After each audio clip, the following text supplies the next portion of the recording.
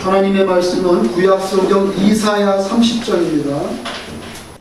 이사야 30장 18절에서 22절, 구약성경 1002페이지입니다. 1002페이지. 이사야 30장 18절에서 22절 교독하겠습니다. 그러나 여호와께서 기다리시나니 이는 너희에게 은혜를 베풀려 하심이요 일어나시리니 이는 너희를 긍휼히 여기려 하심이라. 대저 여호와는 정의의 하나님이심이라. 그를 기다리는 자마다 복이 있도다. 시온에 거주하며 예루살렘에 거주하는 백성아, 너는 다시 통곡하지 아니할 것이라. 그가 내 부르짖는 소리로 말미암아 내게 은혜를 베푸시되 그를 들으실 때에 내게 응답하시리라. 주께서 너희에게 환난의 떡과 고생의 물을 주시나 내 스승은 다시 숨기지 아니하시리니 내 눈이 내 스승을 볼 것이며 너희가 오른쪽으로 치우치든지 왼쪽으로 치우치든지 내 뒤에서 말소리가 내 귀에 들려 이르기를 이것이 바른 길이니 너희는 이리로 가라 할 것이며 또 너희가 너희 조각한 우상에 입힌 은과 부어 만든 우상에 올린 금을 더럽게 하여 불결한 물건을 던짐같이 던지며 이르기를 나가라 하리라. 아멘. 이사야 2000 몇백 년 전에 하나님께 쓰임받았던 사람이죠. 예언자 중에 한 사람입니다. 근데 이제 그 이사야가 쓰신 이 책 30장 오늘 한 부분을 저희가 봉독했는데요. 앞부분에 30장 앞부분에 1절에서 7절에 보면 엄청나게 비난합니다. 자기 나라 유다를 비난하는 거예요. 신랄하게 비난합니다. 왜 비난하느냐? 국제 정세가 아시리아가 세력이 강해져서 유다가 위협을 느낍니다. 그런데 아시리아를 막아보려고 외국 군대를 의존하려고 그래요. 그게 누구냐면 이집트예요. 이집트가 막강하거든요. 그러니까 이집트에게 자꾸 손을 벌리는 거예요. 이집트에 가서 말도 사오려고. 말이 이집트가 좋거든요. 이집트 군대를 빌어서 내려오는 아수르를 이렇게 대항하려고. 그게 뭐 근데 잘못입니까? 나라가 자기가 힘이 없으면 우리가 미국을 의지하는 것처럼. 여러분, 코리아는요, 어찌 생각할지 모르지만 약해요. 잊혀지지가 않아. 고등학교 때 교련 시간에 교련 선생님이 우리한테 칠판에 적으면서 하신 말씀이 있어요. 야, 코리아는 미국이라는 그 강대국의 군사력에 비하면 주먹 하나도 안 된다 그랬어요. 근데 6.25 때 찍은 사진들 보니까 6.25 전에 미군들이 와서 강을 도하는데 우리는 뭐 강을 도하면 뭐 배를 묶고 있는데 걔네는 그냥 이따먹게 두꺼운 철판을 갖고 벅벅 그냥 걸어가지고 탱크도 지나가고 상상을 초월하는 수준이에요. 그러니까 유다 왕국도 이집트를 끌어들여서 좀 도움을 받으려는. 근데 왜 그게 잘못됐냐고요. 근데 잘못됐어요. 왠지 아세요? 이집트는 달라. 문맥이 다르다. 왜?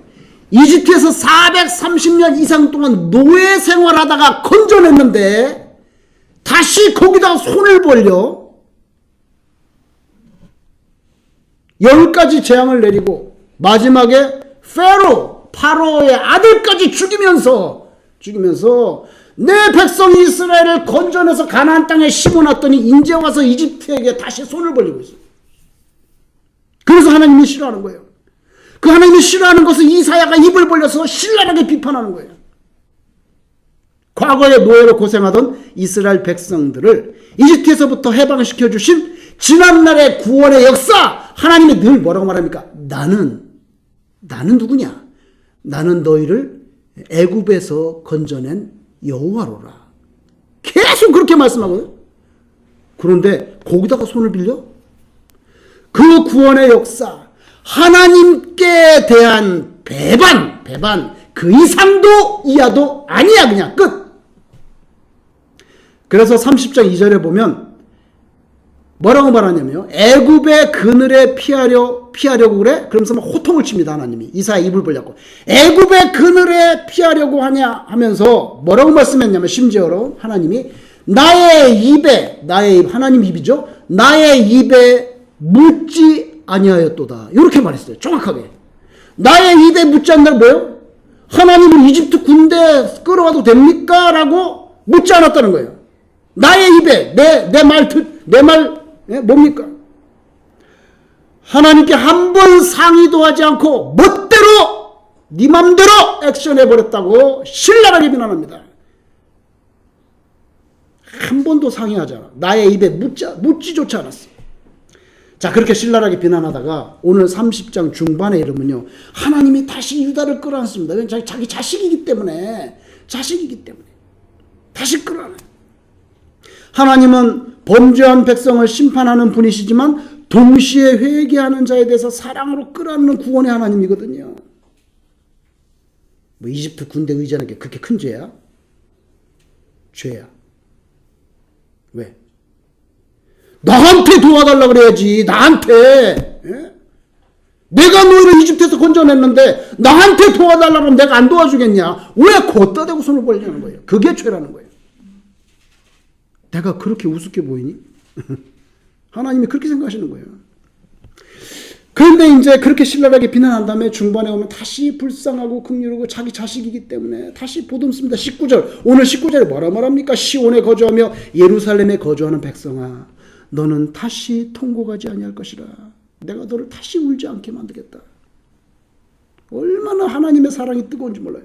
20절에 네 스승은, 잘 보세요. 네 스승은 다시 숨기지 아니하시. 이게 뭐야? 그동안에 스승이 숨어 있었다는 거네. 그죠?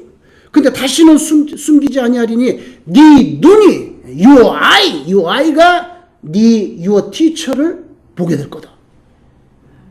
그 스승, 원래 원문에 찾아보니까 스승들로 돼 있더라고요. teachers, 복수로 돼 있어요. 그러면 스승들은 누구야?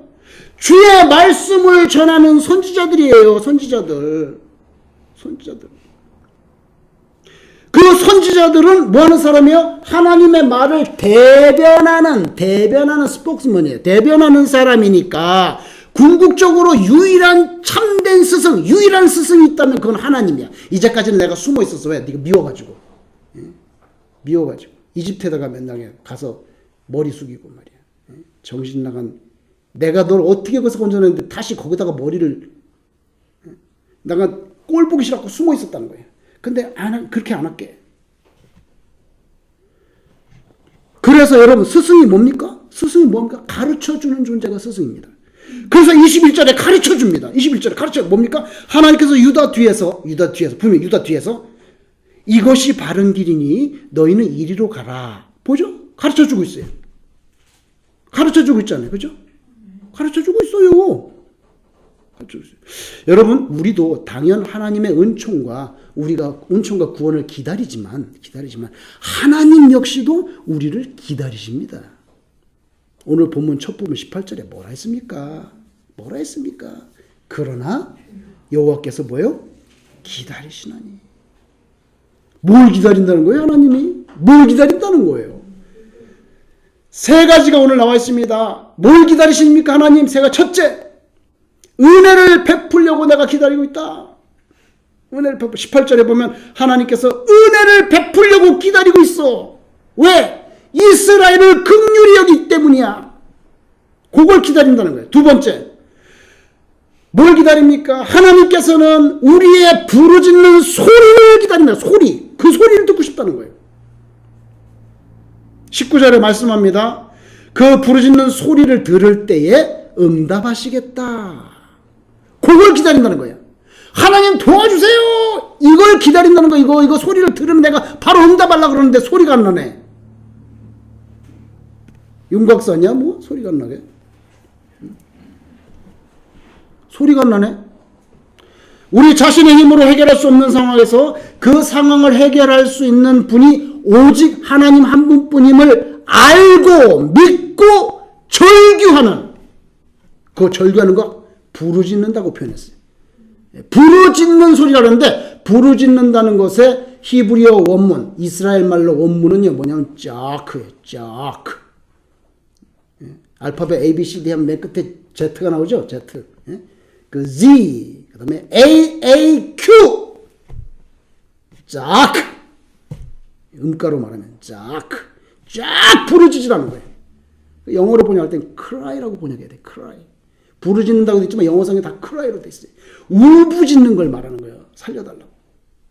그 부르짖는 소리를 기다린다는 거예요. 세 번째, 21절에 보면 똑바로 좀 가라고 정로를 걷기까지 기다린다는 거예요. 좌로나 우로 치우치지 않고 바른 길 정로로 가기를 기다린다는 거예요. 근데 정로로 가기를 기다리신다고 하는 그 정로로 가기를 기다리신다는데 그 정로로 가기를 기다림의 핵심이 뭔지 아세요? 정로로 간다는 게 뭔데 그게 핵심이 그게 뭐예요? 우상을 버리라는 거예요. 그 나와 있잖아요. 제 말이 아니고 나와 있잖아요. 예, 나와 있잖아요. 우상을 버리라. 그게 바른 길로 가는 거예요. 그걸 기다리고 있다는 거예요. 그걸 기다렸다는 거예요. 그래서 우상을 버리는 거, 그게 바른 길, 정로를 걷는 건데, 근데 거기 보면 우상을 버릴 때 어떻게 버려야 되냐가 나와 있어요. 우상을 버릴 때는 아까운 마음, 아쉬운 마음, 어쩔 수 없어서 미련이 덕지덕지 붙었는데 할 수 없이 마지못해 버리는 게 아닙니다. 오늘 22절에 보면요. 마치 사람이 아주 불결한 물건을 던져버리듯이 우상숭배를 버리라는 거예요. 그걸 기다리고 있다는 거예요. 하나님은요, 우리 기다리십니다. 은혜 베푸시려고 기다립니다. 부르짖는 소리가 들릴 때까지 기다립니다. 우상을 던져버리고 정로를 걷기까지 기다립니다. 요한복음 2장에 가나라고 하는 동네가 있어요. 가나는요, 갈릴리 호수 서편에 아랫부분에 보면 나사렛이라는 동네가 있는데 예수님 사셨던 나사렛 동네인데 그 동네 바로 위에 가나라는 데가 있어요. 그러니까 나사렛에서 이렇게 보면 보여. 산에서 나사렛 언덕에서 이렇게 보면 가나가 보여. 거기에 가셨어요. 왜 갔어요? 혼인잔치. 성경에 보니까 예수님 엄마 초청받았고 예수님 초청받았고 예수님의 제자들도 초청받았네. 그런데 그 당시에 결혼잔치는요 보통 일주일 동안 일주일 동안 잔치를 하다 보니까 손님 오는 거 예측을 잘못했는지 포도주가 떨어져 버렸어요. 여러분, 잔치자에서 포도주 떨어지는 거는요 굉장한 수치로 여깁니다. 수치로 여기고요 아주 당혹스럽죠. 믿겨지지 않지만 기록에 의하면 결혼잔치에 포도주 떨어져라 쑥 얼었다는 기록도 나와. 그 당시에 믿어지지 그 기록이 나온다고요. 그렇게 당혹스러워요. 근데 포도주가 없는 손님은 많은데 다 떨어졌네. 이걸 해결해 주신 예수님이죠. 예수님 뭐라고 말했습니까? 그 집에 보니까 돌항아리가 있습니다. 두세 통 드는 성경에 두세 통 물을 갖다 보니까 굉장히 큰 항아리예요. 이렇게 돌로 된 항아리 6개가 집에 있어. 이 6개는 뭐 하는 항아리입니까? 거기 물이 차 있으면 뭐 하는 항아리입니까? 사람들이 밖에서 오면은 거기 뭐 다 푸석푸석한 그냥 모래 수준이니까 발을 닦아야 되니까 물을 퍼가지고 발을 닦고 들어가고, 그 다음에 밥 먹으려면 손을 씻으니까 물을 떠가지고 손 씻고, 그 하는 정결 예식에 필요한 물을 담는 항아리가 6개가 있는데 성경에 보니까 그게 다 비었대. 통통 비었어. 왜? 제 추측에는 사람이 일주일 동안 들락날락하면서 계속 발 씻고 손 닦고 물이 다 고갈된 거 아니겠어요? 비어 있었다 그랬어요. 그런데 예수님께서 하인들에게 그거 물 채워라. 자, 요한복음 2장 7절에 항아리에 물을 채우라 그렇게 말씀하셨는데 하인들은 그 항아리 아기까지 채웠다고 했습니다. 그 다음에 물을 떠서 연회장에게 갖다 줘.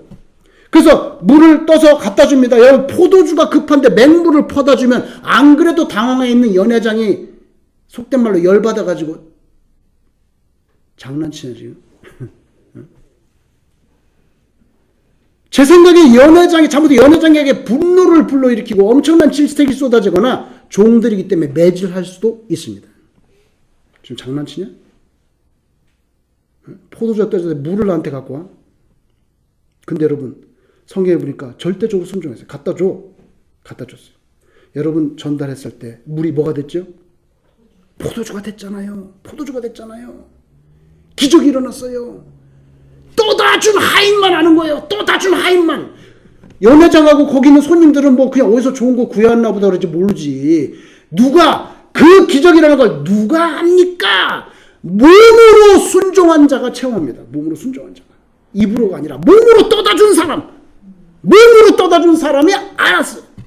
그죠? 여러분, 우리 기적사건에서 종들이 항아리를 채울 때 성경에 아기까지 채웠다. 이빠이. 일본말. 이빠이 채웠어. 찰랑찰랑. 여기 여러분 우리 주목할 필요가 있습니다.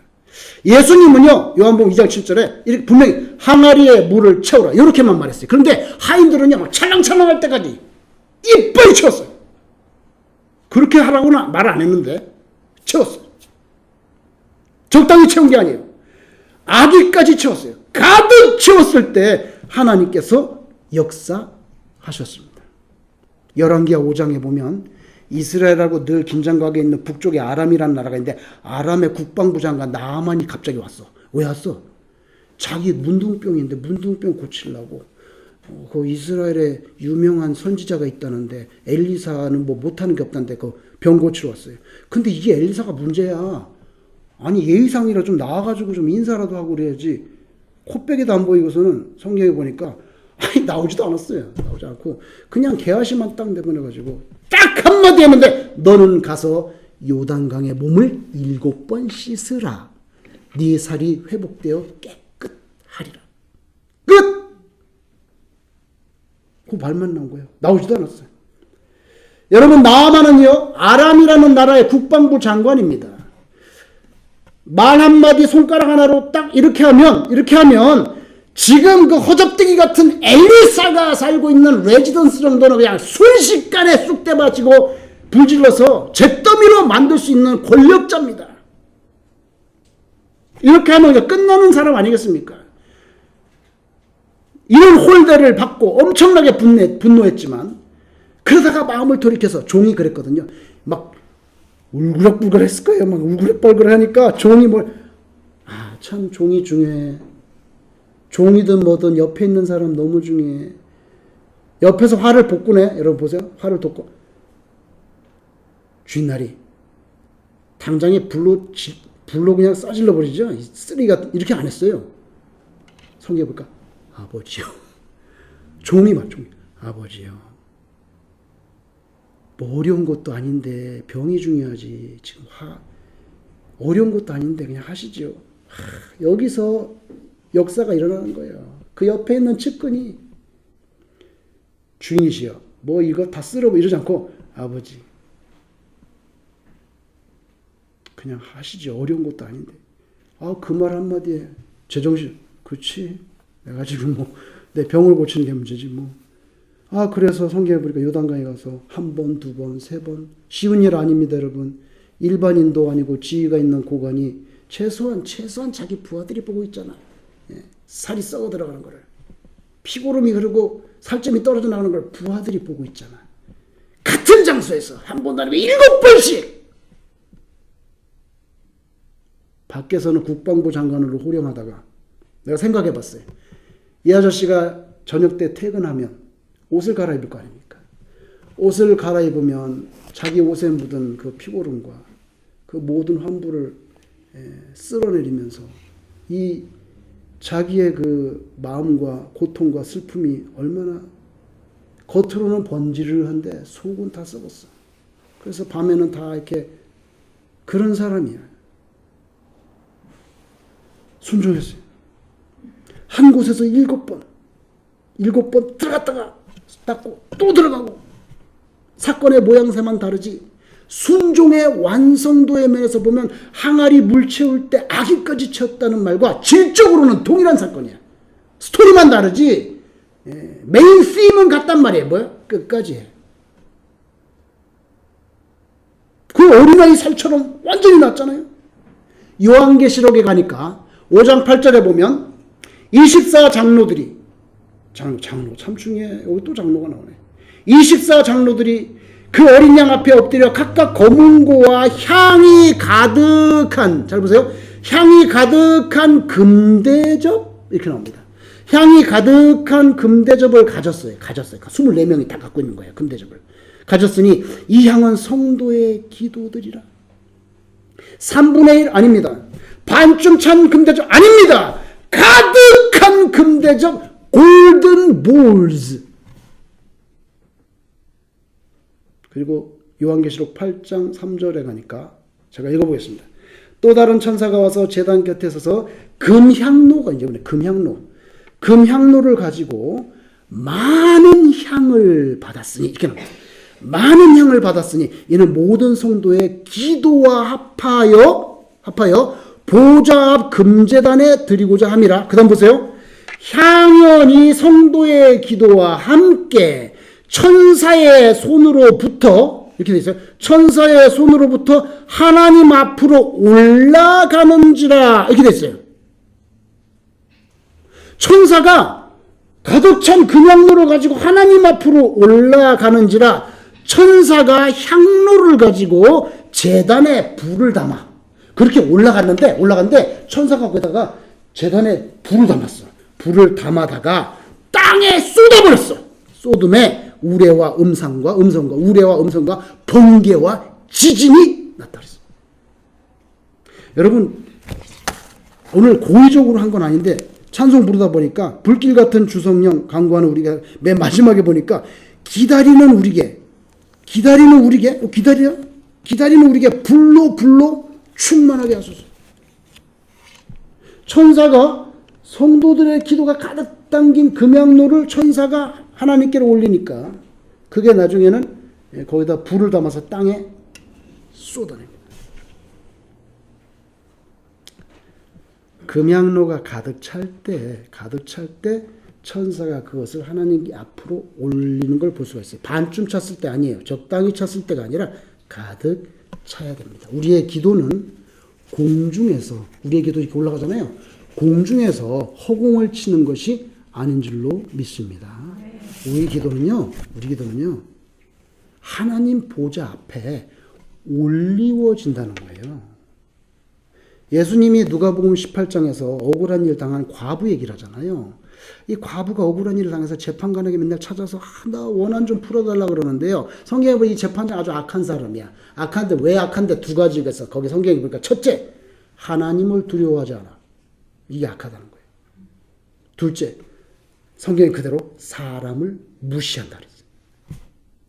하나님을 두려워하지 않고 사람을 무시하는 이런 사람이야.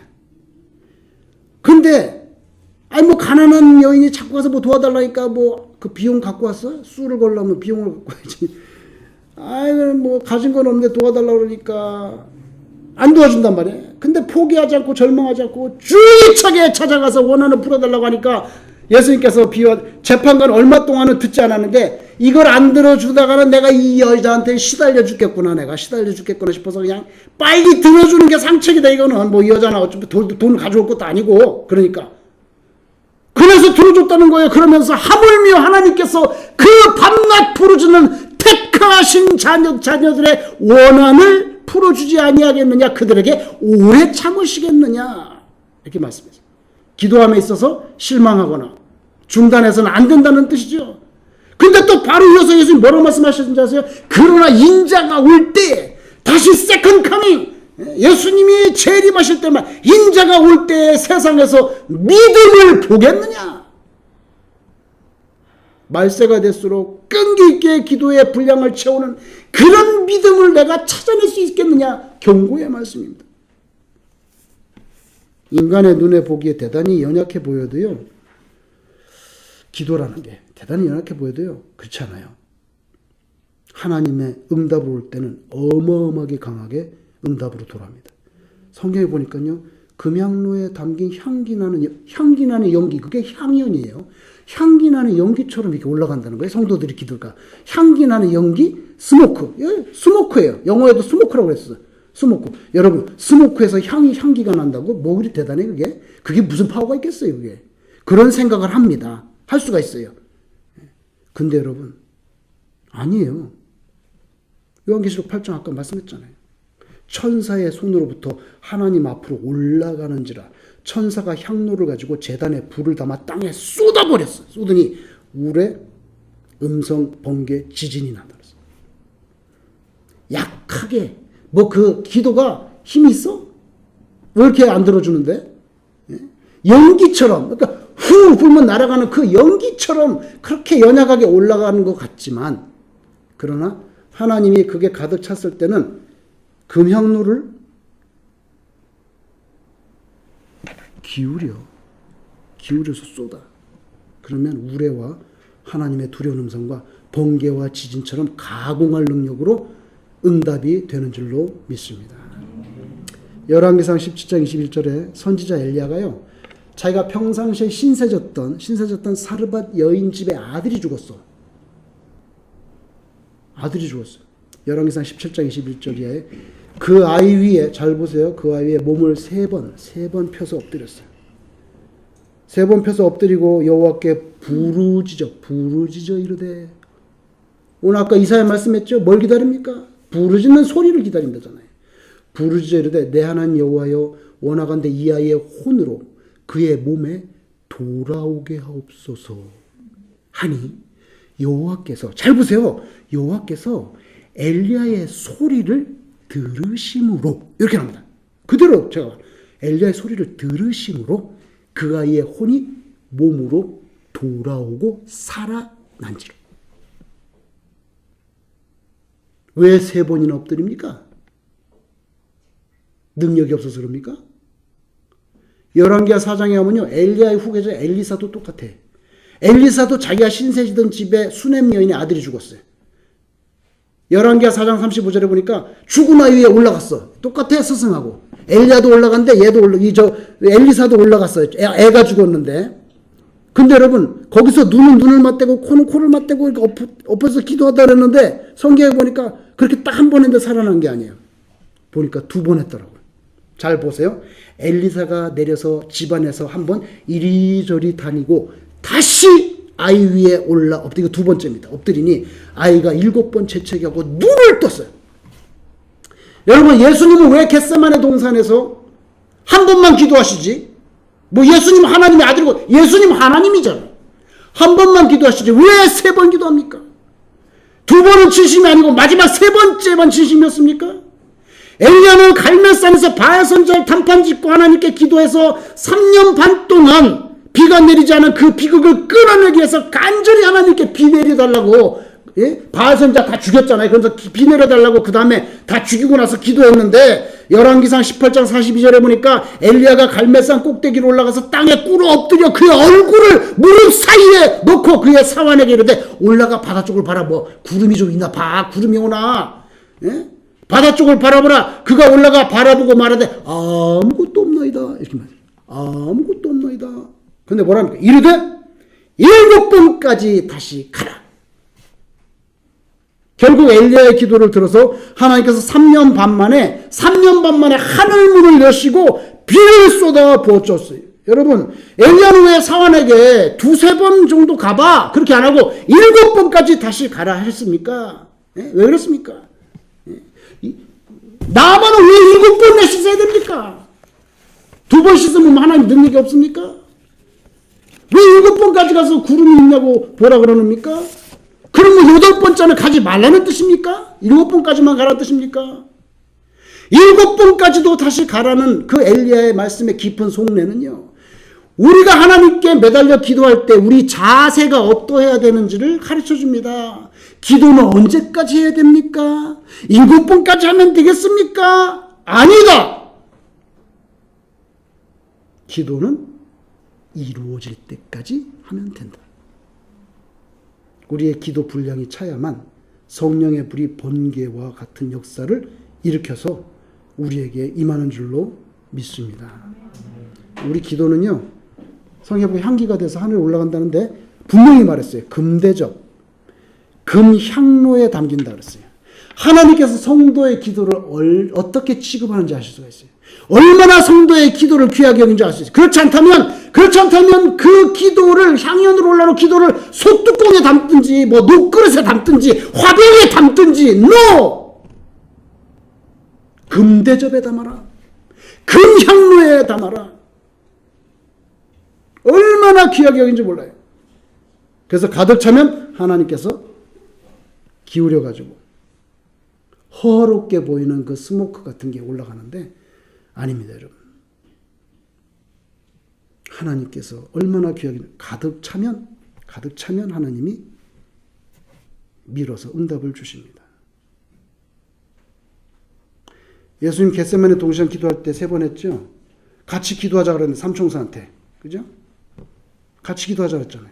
근데 다 잤어. 어떻게 됐습니까, 여러분? 다 도망갔어요. 그리고 베드로는 배반했죠. 여러분, 예수님 3번 기도했습니다. 3번 기도했습니다. 베드로는 3번 어떻게 했죠? 부인했습니다. 예수님 3번 기도했는데 베드로 3번 부인했습니다. 물이 언제 끓습니까? 100도에 끓습니다. 섭씨로. 90도쯤 된다. 왜 안 끓지? No. 95도 왜 안 끓지? No. 98도 왜 안 끓지? No. 99도 왜 안 끓어? No. 원모. 100도에 끓어.